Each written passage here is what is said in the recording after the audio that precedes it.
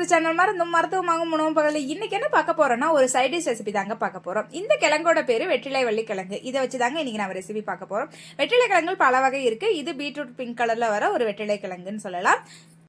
ஒரு 200 கிராம் அளவுக்கு எடுத்தீங்கன்னா 2 பேர் சாப்பிடலாம். அந்த அளவுக்கு கிழங்கு இருக்கும். அந்த நல்லா தோல் சீவிட்டு அதை மூழ்கிற அளவுக்கு உப்பு போடு, அதாவது தண்ணி ஊற்றி கொஞ்சமாக உப்பு போட்டு குக்கரில் வச்சு ஒரு 5-6 விசில் விட்டு எடுத்துக்கோங்க. நீங்கள் நார்மலாக வைக்கிற கிழங்கை விட ஒரு 2-3 விசில் சேர்த்து விட்டுக்கோங்க. இது வேகிறதுக்கு டைம் எடுக்கும்.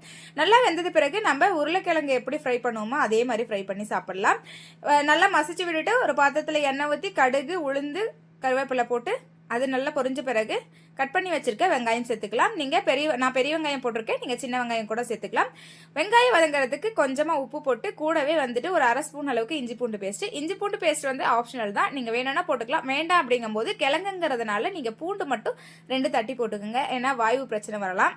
கூடவே ஒரு பச்சை மிளகாய், 2 வரமிளகாய், மஞ்சத்தூள், நம்ம மேஷ் பண்ணி வச்சிருக்க கிழங்கு ப்ளஸ் மசாலா கொஞ்சம் ஆட் பண்ணிட்டு, அதாவது கிழங்கு மிளகாய் தூளே போட்டுட்டு அதை வதக்கி விட்டுட்டு லைட்டாக தண்ணி மட்டும் தெளிச்சு மட்டும் விடுங்க, ஊற்றிடாதீங்க. அது வதங்கின பிறகு நம்ம துருவி வச்சிருக்க தேங்காய் சேர்த்து எடுத்தோம் அப்படின்னா வெற்றிலை வெள்ளிக்கிழங்கு வறுவல் ரெடி ஆயிருங்க.